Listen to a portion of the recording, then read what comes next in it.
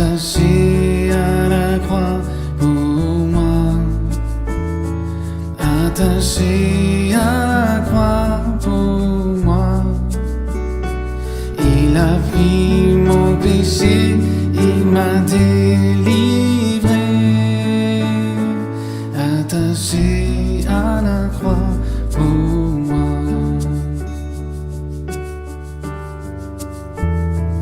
Il renonce à la gloire céleste pour le plan rédempteur du monde. L'apparence est la plus modeste. Pour quel prix pour me rendre heureux, attaché à la croix pour moi, attaché à la croix pour moi. Il a pris mon péché, il m'a délivré, attaché à la croix pour moi.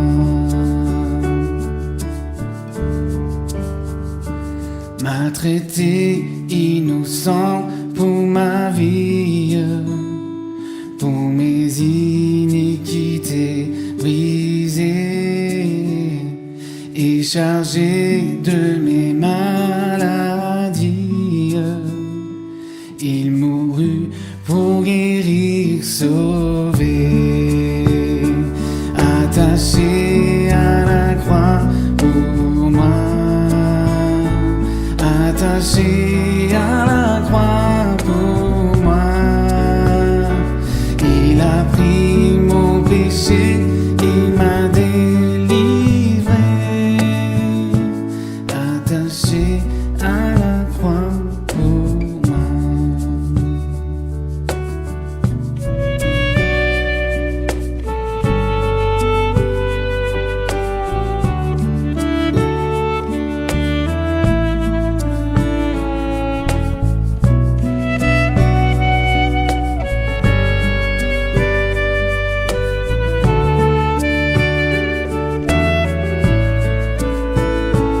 Le salut accompli pour ses frères, mon sauveur se rendit au ciel.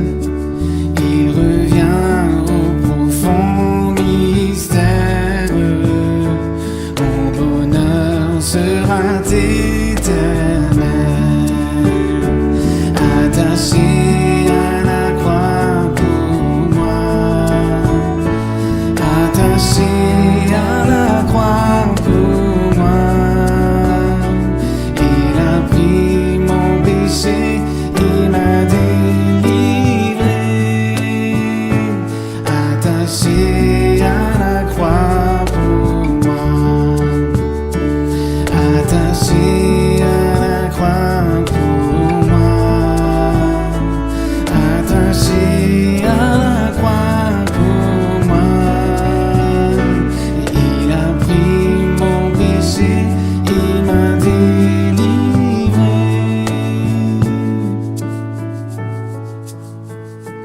attaché à la croix pour moi.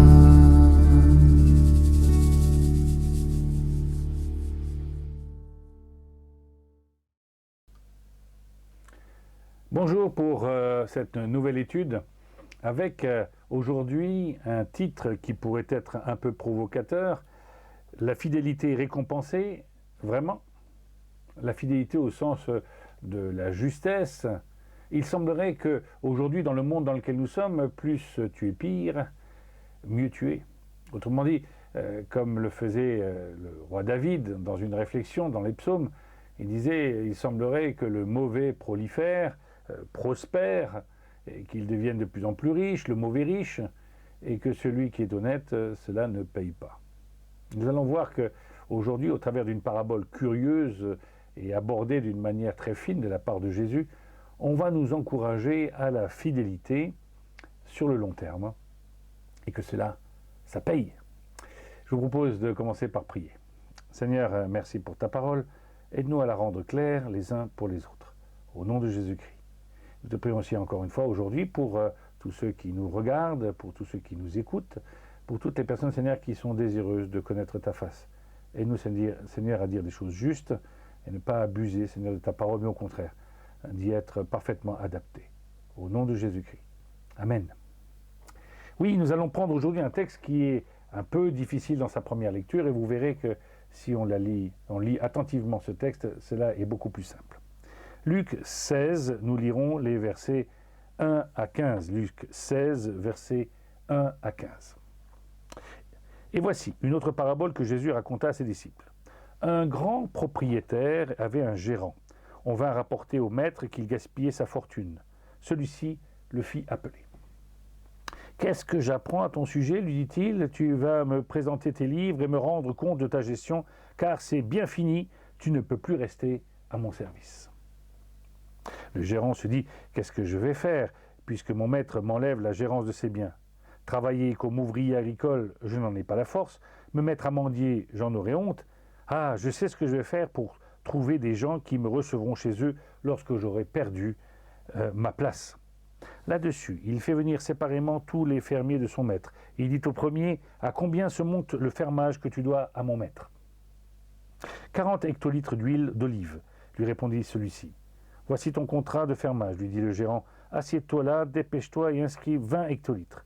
Ensuite, il dit à un autre, « Et toi, combien dois-tu? 500 sacs de blé. Prends ton contrat, reprends le gérant et inscris-en 400. » Le maître admira l'habileté de ce filou de gérant, car le malin s'y était bien pris.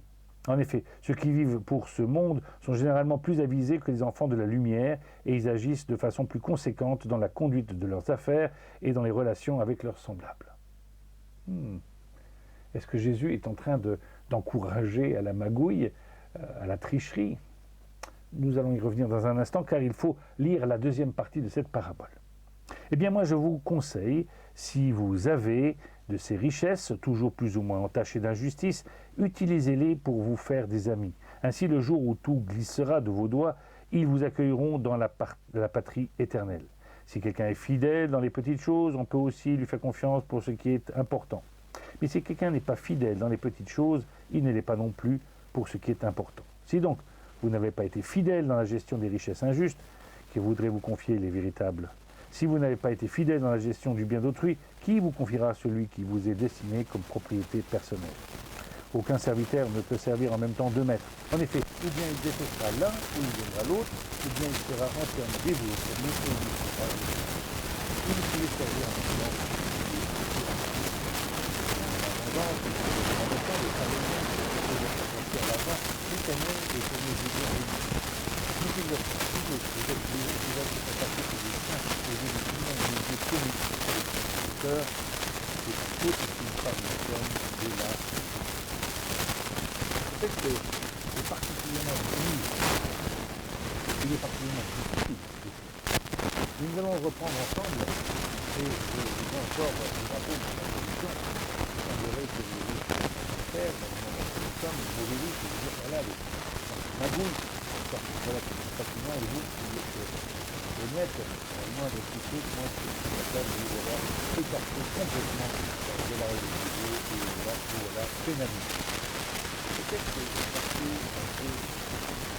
réparti en 2 parties, et une première partie, c'est le premier exemple, ce sera le royaume de Dieu. Le premier, il nous est bien dit, et je prends verset 8, le maître admira l'habileté de ce qui nous gérant, car le malin s'était bien pris. En effet, ceux qui vivent pour ce monde sont généralement plus avisés que les enfants de la lumière, et les agissent de façon plus conséquente dans la conduite de leur affaires et dans leur relation. Et le deuxième point que nous devons noter, c'est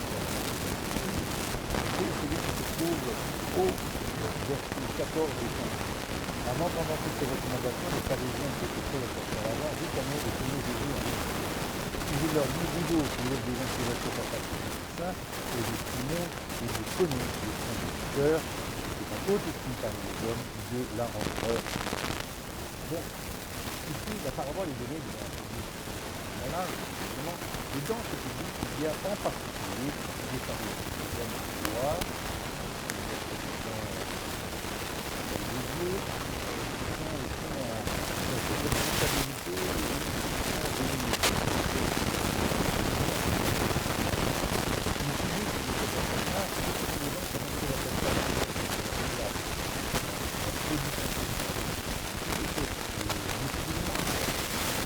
là que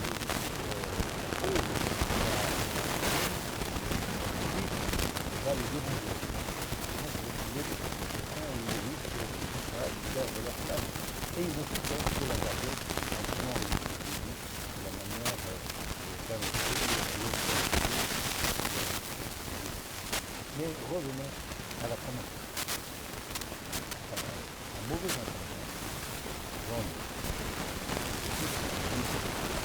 le mauvais intendant a été infidèle, il va étudier. Mauvais gestionnaire, il va se retrouver avec une dette envers une petite vidéo d'un produit de pas grand-chose d'intérêt pour son propre. Et lorsqu'il est pris la main dans le sac, un mauvais gestionnaire, il va faire quelque chose d'astucieux. Il va réduire au maximum la dette de son créancier, et que soit ça va très bien, ça passe, comme il est fait, il va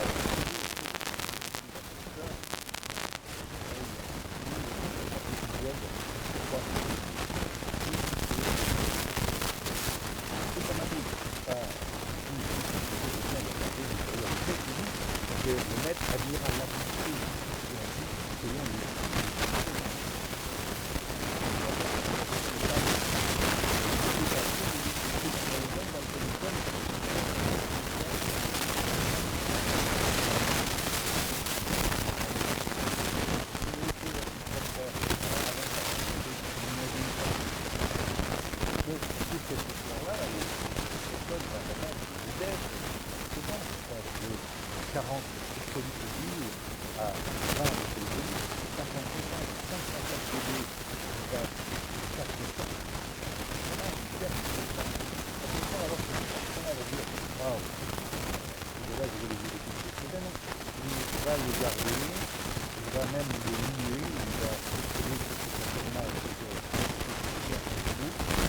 Tout à fait bien son boulot, mais il a été astucieux, il a été intelligent dans sa manière de gérer les choses.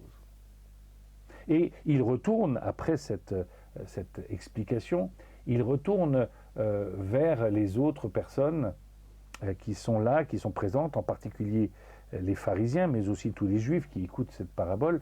Il va se retourner vers eux pour leur parler de la manière dont nous gérons aujourd'hui les richesses de Dieu, les bontés de Dieu. Le texte des Épîtres nous dit que nous sommes bénis de toutes sortes de bénédictions. Et je crois que nous devons vraiment prendre conscience que nous sommes que gestionnaires de Dieu. Nous revenons encore un instant sur la première partie de notre texte, et de l'économe infidèle de celui qui. Encore une fois, il n'est pas là que nous en selon ce monde que cette personne devient absurde. Combien de fois nous avons admiré, nous aussi, les uns les autres, la manière dont certains réfléchissent leur personne. Combien nous avons peut-être envié de personnes qui arrivent à contourner la loi, ou à passer outre des recommandations. Je vois par exemple, dernièrement, avec l'histoire de ce masque qui nous portait les uns et les autres, combien de personnes trouvent des excuses, des astuces, recherchent même des avocats pour pouvoir leur donner la possibilité de ne pas vraiment mettre le masque, d'être hors la loi tout en étant dans la loi. On dit qu'en France, le sport national, c'est de trouver des failles dans la loi, de pouvoir se situer de manière à se protéger d'une manière ou d'une autre. Je me rappelle d'une affaire dans les années 90, 90 pour les Français qui nous écoutent, une affaire en France où un homme avait fait de grosses magouilles, mais il s'était entouré de conseils, conseils d'un avocat de droite et un avocat de gauche. Ainsi, dans tous les cas, il y trouverait quelques amis à la fin. Il avait arrosé financièrement les uns et les autres des partis politiques, à droite et à gauche. Le monde dans lequel nous sommes prend conscience de ce que c'est que la richesse et de ce que c'est que l'argent. D'ailleurs, il en est devenu... l'argent en est devenu une pièce maîtresse. Les banques dirigent tout, en tout cas de manière insidieuse bien souvent. Nous sommes liés par un crédit, nous sommes étranglés par des dettes. L'argent est un point qui est aussi important dans le monde dans lequel nous sommes, puisqu'il mesure aussi l'importance des gens. celui-ci est riche. Des fois, on rajoute riche et honnête, comme si ça pouvait être tellement séparé dans le monde dans lequel nous sommes. Toujours est-il que les pages de nos journaux aujourd'hui font plus la part belle aux gens qui sont pleins d'argent que ceux qui n'en ont pas. D'ailleurs, pour faire quoi que ce soit aujourd'hui, si tu n'as pas d'argent, tu ne peux pas faire grand-chose. Tu veux un logement, il te faut mettre de l'argent d'avance pour le logement. Si tu veux acheter une maison, on te demande d'en avoir déjà plein dans les poches, même si tu veux en gagner dans les années qui viennent. Ainsi, cet argent qui devient comme un dieu incontournable dans le monde, incontournable pour imposer ses propres règles, eh bien cet argent qui manque aujourd'hui en ce temps d'économie difficile, nous le voyons qui ressort ici ou là pour venir imposer ses règles. J'ai vu récemment un petit reportage sur le fait que dans certains pays, on voulait enlever l'argent liquide pour le remplacer que par l'argent virtuel. Cet argent virtuel qu'il va falloir montrer d'une manière ou d'une autre, montrer patte blanche pour certains, mais pas pour tous. Vouloir contrôler la circulation de l'argent pour que peut-être les plus faibles, ceux qui ne peuvent pas faire autrement, soient sous contrôle et les plus riches puissent trouver le moyen de récupérer encore ici ou là des taxes ou des prélèvements. Nous sommes vraiment dans une époque, depuis l'époque de Jésus et bien avant, une époque où tout se mesure, les individus se mesurent les uns les autres en fonction de ce qu'ils possèdent. On appelle ça le dieu de l'argent, Mammon. Nul ne peut servir de maître sans que l'un d'eux soit blessé, nous dit le texte. C'est aussi dans le sermon sur la montagne, dans Matthieu 5 à 7. Et cette interpellation sur l'argent devrait nous faire réfléchir à nous aussi.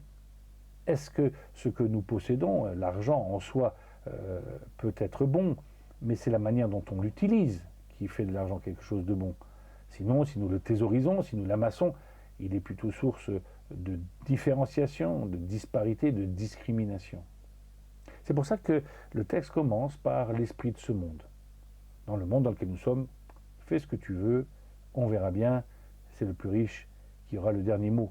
Il aura les moyens de toute façon de payer un bon avocat au cas où et d'être défendu. Tandis que celui qui a peu, on lui enlèvera même peut-être sa chemise ou ce qu'il a parce qu'il n'a pas les moyens de se défendre justement. Le deuxième texte que je vais vous rappeler dans un instant nous interpelle parce qu'il pose d'emblée un petit problème. Je vous le lis. Eh bien, moi je vous conseille, si vous avez de ces richesses, toujours plus ou moins entachées d'injustice, utilisez-les pour vous faire des amis. Ainsi, le jour où tout glissera de vos doigts, ils vous accueilleront dans la patrie éternelle. Si quelqu'un est fidèle dans les petites choses, on peut aussi lui faire confiance pour ce qui est des choses les plus importantes. Mais si quelqu'un n'est pas fidèle dans les petites choses, il ne l'est pas non plus pour ce qui est important. Si donc vous n'avez pas été fidèle dans la gestion des richesses injustes, qui voudrait vous confier les véritables? Si vous n'avez pas été fidèle dans la gestion du bien d'autrui, qui vous confiera celui qui vous est destiné comme propriété personnelle? Nous sommes dans la perspective du royaume de Dieu. Dans cette perspective, nous sommes héritiers de Dieu, du roi. Ce sont là des images bien claires sur celui qui possède tout, Dieu. Nous avons tout en partage et nous aurons tout en gestion. Ainsi, d'être appelé enfant de Dieu nous met, non pas à l'égalité de Dieu, mais nous met dans le même rang de l'utilisation, de la jouissance des biens de Dieu. Et nous en aurons la gestion pour l'éternité. Comme dans le Jardin d'Éden, nous avions la gestion du paradis, nous retrouverons là la gestion dans ce nouveau paradis, si vous me permettez, dans la plénitude du royaume de Dieu pleinement accompli, nous aurons la gestion des biens de Dieu qui sont d'une richesse incalculable, d'une perfection et d'une valeur sans commune mesure. Ainsi, on nous demande dans ce texte d'être des bons gestionnaires des biens de ce monde qui sont souvent entachés de mauvaises choses. Ainsi, on nous demande de faire de notre argent, de nos biens, de nos maisons, de tout ce que nous avons, de les rendre bénéfiques au royaume de Dieu. Comment cela peut se faire et pourquoi sommes-nous interpellés ici? Souvent, nous faisons la part des choses. Il y a les choses du côté spirituel et des choses du côté plutôt dire non spirituel, laïque. Nous consacrons peut-être notre temple, notre église, notre lieu de culte, notre assemblée, comme étant le lieu de Dieu, le lieu spirituel. Et notre maison, notre voiture, nos biens sont autre chose, notre maison de vacances, ainsi de suite. J'écrivais un article il y a quelques années qui s'appelait « Pour moi, tout est trop beau, pour l'Église, tout est trop beau ». Ainsi, rien n'est trop beau pour moi, tout est trop beau pour l'Église, montre la manière dont nous nous investissons pour l'Église elle-même, pour le corps de Christ et pour l'œuvre du royaume de Dieu qui s'accomplit aujourd'hui. Combien d'églises aujourd'hui sont obligées de tirer ici ou là, même l'Église catholique fait des appels en fin d'année sur la manière de pouvoir faire des dons, de les déduire même de ses impôts dans certains pays. Oui, l'Église, le représentant de Dieu sur cette terre, est souvent le dernière roue du carrosse, elle est souvent la partie la plus faible. On rame pour faire des budgets, on a du mal à s'occuper des pauvres, on a du mal à entretenir nos locaux, on a du mal à changer le matériel. Et pourtant, c'est là aussi l'œuvre de Dieu. Alors que chez nous, dès qu'il y a quelque chose qui ne va pas, soit on prend un crédit, soit on va renouveler notre voiture et ainsi de suite, et avoir des budgets sans commune mesure avec ce que nous pourrions donner pour le royaume de Dieu. Le texte nous dit que la manière dont nous gérons notre argent sur cette terre, ces choses les plus viles, comme nous le dit le texte, si nous les gérons de la mauvaise manière, comment est-ce qu'on veut qu'un jour Dieu nous donne ses propres richesses en gestion? Il nous demande d'être astucieux, non pas d'être magouilleur comme le premier exemple, mais d'être astucieux. Comment est-ce que je peux, moi, avec mes biens plus ou moins entachés d'injustice, comme dit le texte, il dit plus ou moins, utilisez-les pour vous faire des amis. Nous avons besoin d'argent pour diffuser l'évangile, nous avons besoin d'argent pour faire connaître, pour acheter des Bibles, pour les distribuer, pour payer des serviteurs qui iront à droite et à gauche. Peut-être à votre place, si ce n'est pas vous qui allez y aller. On a besoin de générosité de la part de l'Église. Là encore une fois, nous serons mesurés à la mesure dont nous aurons mesuré les autres, la manière dont nous aurons apprécié ce qui se passe autour de nous. Oui, la fidélité est récompensée. Pas sur cette terre. Hein. On n'aura pas de bénéfices, on nous dira « Ah bien, il a fait de bonnes choses, il a acheté des Bibles. » Ou... Nous n'avons pas cela. Mais oui, la fidélité est récompensée dans le futur, en ce que Dieu nous confiera de grandes choses dans son royaume. Mais pour cela, il faut en être de bons gestionnaires aujourd'hui. Quelques exemples. Alors peut-être, est-ce que lorsque j'entends un appel ici ou là, je me sens concerné? Ou est-ce que je pense être toujours plus pauvre que l'autre riche qui devrait donner? Encore une fois, là, ici, Dieu nous interpelle individuellement, les uns et les autres. Il ne nous demande pas de donner plus que notre voisin. Il nous demande de nous mettre devant lui et de réfléchir à la manière dont nous allons utiliser les biens qu'il nous a accordés. Peut-être que votre maison est une maison qui pourrait être utile pour la mission, pour accueillir pour une étude biblique. Peut-être que vous pourriez donner un petit peu de ce que vous avez dans votre congélateur. Je me rappelle d'une église au sud d'Édimbourg, dans laquelle j'étais il y a quelques années.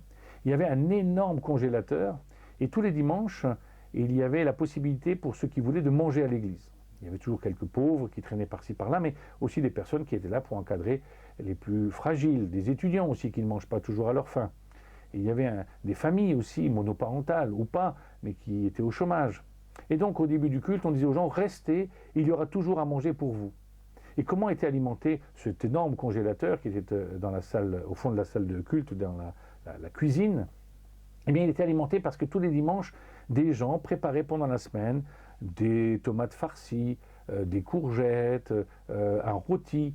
Et une fois fait, ils l'offraient à l'église et le stockaient pour le jour, dimanche d'après, dimanche suivant, pour l'occasion où peut-être quelqu'un aurait besoin de quoi que ce soit. Dans l'Écriture, on nous dit que chaque fois qu'on a fait au plus petit, parmi ici ou là, lorsque nous avons donné à boire, à manger, fait des visites, c'est à Jésus-Christ que nous l'avons fait.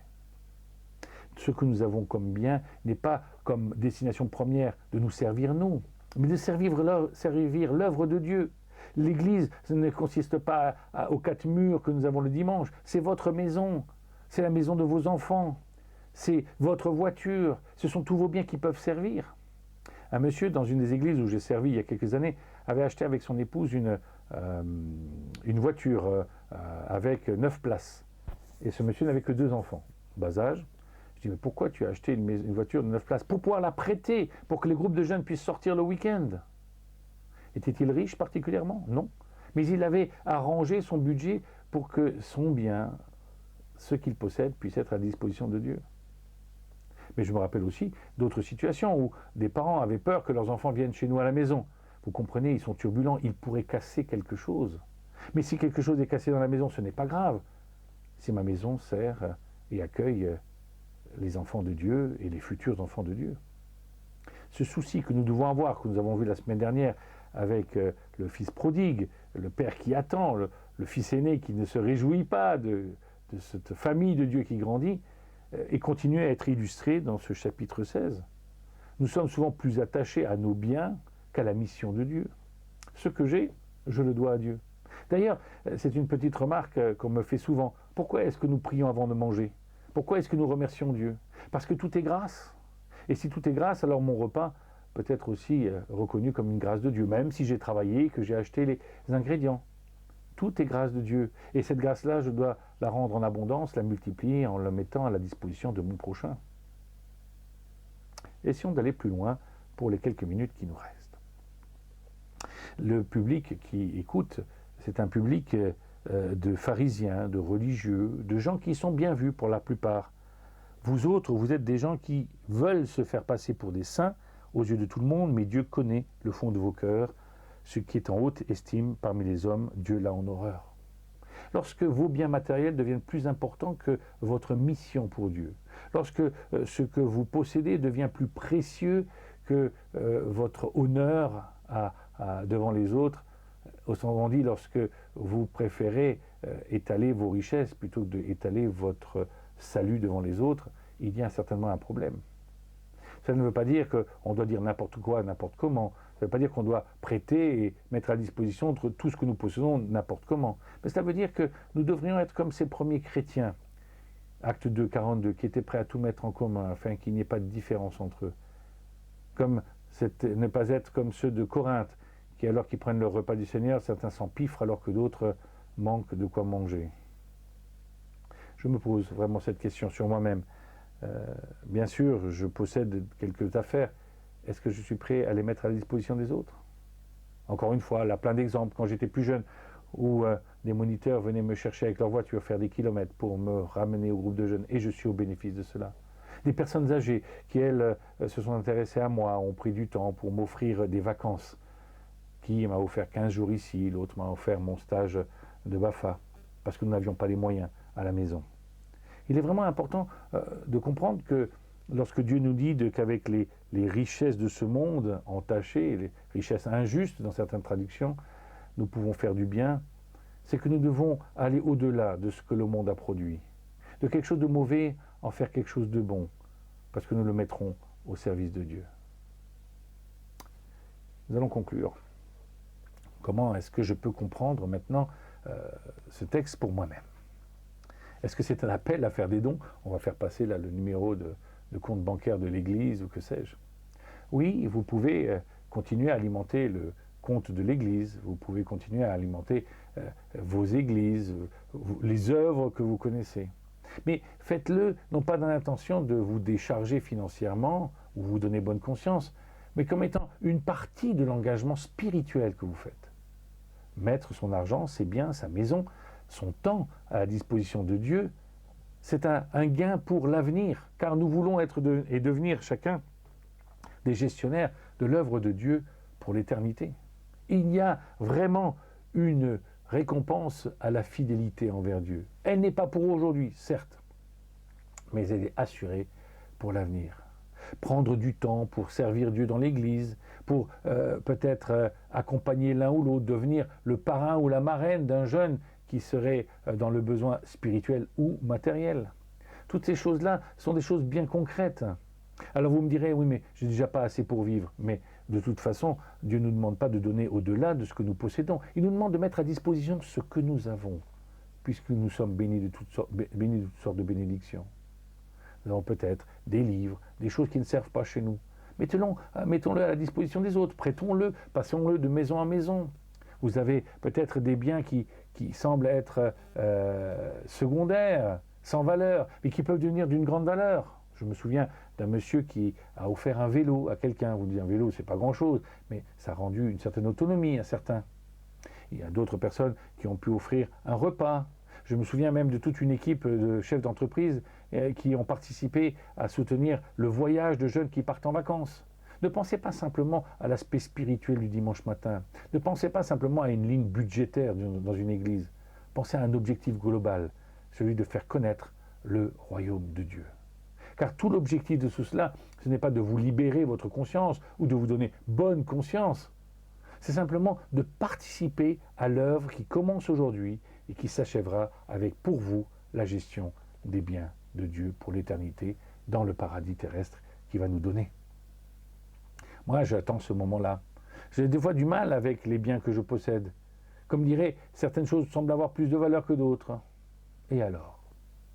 J'aimerais terminer avec une petite histoire qui va vous faire sourire. Il y a quelques années, dans un centre, dans une église en France, il y avait un monsieur qui est arrivé, un monsieur qui est banquier, avec une très belle voiture, une Maserati, 4 portes, modèle de luxe, haut de gamme. Et alors qu'il se gare pour accompagner les jeunes en week-end de scoutisme, tous les parents, les enfants aussi, se tournent autour de la voiture. Il y a bien d'autres voitures autour, il y a Volkswagen, Citroën, Peugeot, que sais-je comme marque qui était là autour, mais la Maserati a attiré tous les regards. Et à ce moment-là, des parents, il fallait bien choisir quelques enfants, il n'y avait pas 12 places ou 20 places dans une Maserati, il a fallu prendre certains jeunes à l'aller et au retour, parce que tout le monde voulait aller dans la Maserati. Et puis en même temps, les parents disaient, mais non, on ne peut pas partir en week-end de scout. Les jeunes ont des grosses chaussures, ils vont revenir avec de la boue, et puis ça va salir. C'est quand même une belle voiture, elle a de la valeur. Et alors que les jeunes s'approchent, qui ont été choisis pour l'aller et rentrer dans cette Maserati, des parents disent à leurs enfants, enlevez vos grosses chaussures avant de rentrer dans la voiture. Vous risquez de l'abîmer. Et le monsieur, d'interpeller les parents, dit, mais pourquoi doivent-ils enlever les chaussures ? Et les parents ont dû dire encore une fois, ça a de la valeur, c'est bien de participer au transport, mais quand même on ne voudrait pas abîmer votre bien. Il dit, mais ce n'est qu'une voiture. Les jeunes vont en prendre soin naturellement. Moi, je l'ai acheté une voiture parce que j'ai un travail, j'ai besoin d'une certaine représentation. Mais si ma voiture devient plus adorable que le nom de Jésus, plus précieuse que la mission que j'ai d'emmener les enfants en week-end, alors cela n'a pas de sens. Ainsi, les jeunes ont gardé leurs grosses chaussures et à l'aller et au retour de ce week-end. Parce que simplement, ce monsieur avait dit qu'il avait la chance d'avoir un bien de valeur, mais c'est peut-être pour le mettre à la disposition de son prochain, tout simplement. Alors je vous interpelle, qu'est-ce que vous possédez que vous pouvez mettre à la disposition de Dieu ? Eh bien, ça s'écrit en 4 lettres, tout, T-O-U-T. Ça peut être votre maison, ça peut être votre temps, ça peut être votre vélo, ça peut être une perceuse, ça peut être un marteau, ça peut être un ballon, ça peut être, que sais-je que vous avez qui peut devenir alors utile pour le royaume des dieux. Interrogez votre église, votre groupe de jeunes, les personnes âgées, de quoi ont-ils besoin ? Peut-être vous avez ça quelque part chez vous, peut-être c'est votre voiture, vous allez transporter les gens en week-end, ou les amener au culte, ou simplement aller prendre des nouvelles, parce que vous êtes mobile. Peut-être c'est votre télé, votre magnétoscope, votre caméscope, que sais-je que vous possédez ? Si vous avez ces choses-là, n'attendez pas que ce soit l'Église qui vous les paye ou qui les paye pour l'Église. Vous deviendriez le plus grand des égoïstes. Mais soyez de bons gestionnaires des biens que Dieu vous a donnés. Si dans le monde on est astucieux pour magouiller, Dieu nous dit soyez astucieux pour ne pas magouiller et pour rendre de la valeur juste à des choses qui n'en ont pas. Je vous propose ce temps de réflexion pour vous maintenant, d'y réfléchir afin d'être prêt à gérer les grandes choses, encore plus grandes que celles que vous possédez, dans le royaume de Dieu. Je vais prier. Seigneur, merci parce que si je ferme les yeux maintenant pour prier, je vais les rouvrir et même en les fermant, je vois tout ce que tu m'as accordé. Permets-moi, Seigneur, de ne pas être ingrat, mais au contraire d'être reconnaissant et de mettre tout simplement tout cet espace, tout ce que tu m'as donné à ta disposition, à disposition du royaume de Dieu, pour qu'il grandisse aujourd'hui, pour que, Seigneur, tu puisses aussi m'accorder d'être bon et fidèle serviteur. Que, Seigneur, je ne trouve aucune excuse sur la valeur de mes biens ou sur l'éloignement de mes biens. Mais, Seigneur, donne-moi de pouvoir mettre à disposition de mon prochain ce que j'ai, afin que tu sois glorifié. Au nom de Jésus-Christ et pour la croissance de ton royaume. Amen. Voilà, nous avons fini notre étude d'aujourd'hui. Nous nous retrouverons la semaine prochaine pour d'autres paraboles. Mais sachez que vous pouvez venir nous retrouver le dimanche au culte présentiel. Vous pouvez vous inscrire sur un site particulier et nous rejoindre dimanche après dimanche, même si nous diffusons le culte sur Internet. C'est quand même mieux de se voir, si on ne peut pas encore se toucher vraiment, ça va venir, mais nous espérons faire votre connaissance si vous êtes quelqu'un de nouveau et si vous êtes ces habitués de notre lieu de culte, nous retrouver.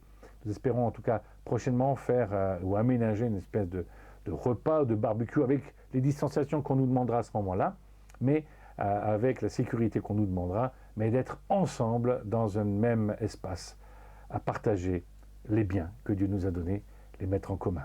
Allez, je ne peux pas résister sur une dernière petite histoire. Dans nos églises, en France ou en Belgique, en Suisse, en francophonie, nous avons une expression pour certains repas d'église. Nous appelons ça les repas canadiens. Le repas canadien, c'est un repas où chacun apporte à manger. Rien n'est prêt à l'avance, peut-être quelques boissons, peut-être un petit truc chaud, une soupe souvent, mais pas plus. Et alors on dispose sur une table tout ce que chacun a ramené. Salade, viande, charcuterie, que sais-je, pain, boisson, tout est mis en vrac. On appelle ça repas canadien, je ne sais pas trop pourquoi, mais toujours est-il qu'on met ça et on étale là sur une table. Et alors, au moment de passer à table, eh bien, on peut goûter ce que l'autre a fait, mais une chose qui est toujours miraculeuse, c'est que quel que soit le nombre de personnes qui est présent, quel que soit le nombre de personnes qui a participé en amenant quoi que ce soit, il y a toujours un temps pour les doggy bags à la fin. Vous savez, cette multiplication des aliments qui fait que chacun repart avec un petit bien de l'autre, une soupe, un fruit, un légume que quelqu'un a préparé, qui est en trop, qui est resté. Quelle joie alors d'être dans ce partage des biens que Dieu nous a octroyés, de savoir que nous vivons en bénédiction les uns pour les autres. Que Dieu nous y encourage. Je vous souhaite en tout cas une bonne semaine. Jusqu'à dimanche prochain, nous nous retrouverons pour notre culte ensemble. À bientôt.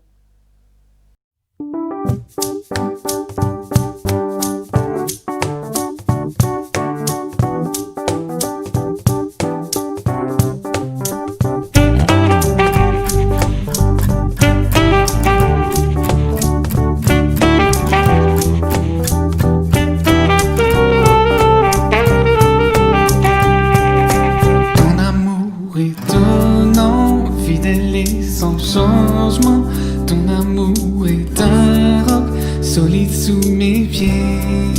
Ton amour mystérieux me protège en tout lieu, me remplit de douceur et me fait chanter. Alléluia, Alléluia, Alléluia. Ton amour est là. Alléluia, Alléluia, Alléluia. Ton amour est là. Ton amour me surprend, je me sens envahi par la joie qui grandit tout au fond de moi. Et quand tu m'apparais, ta bonté transparaît. Je sens monter en moi un chant pour mon roi. Alléluia, Alléluia, Alléluia. Ton amour est là. Alléluia, Alléluia, Alléluia. Ton amour est là. Alléluia, Alléluia, Alléluia.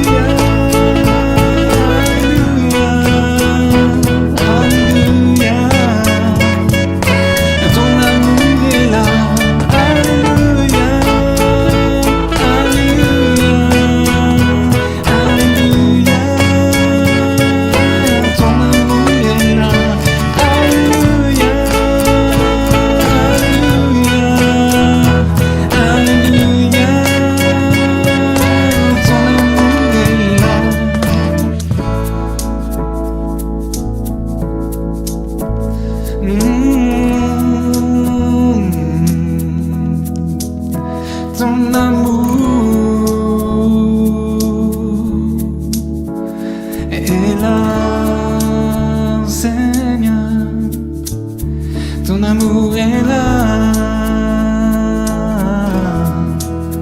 Ton amour est là.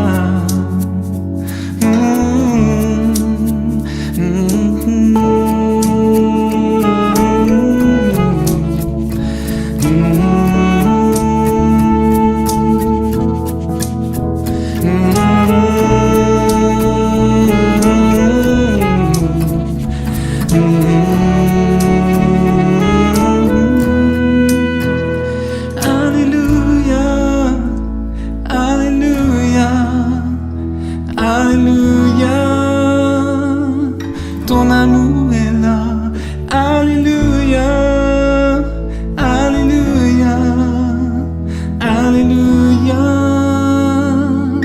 Ton amour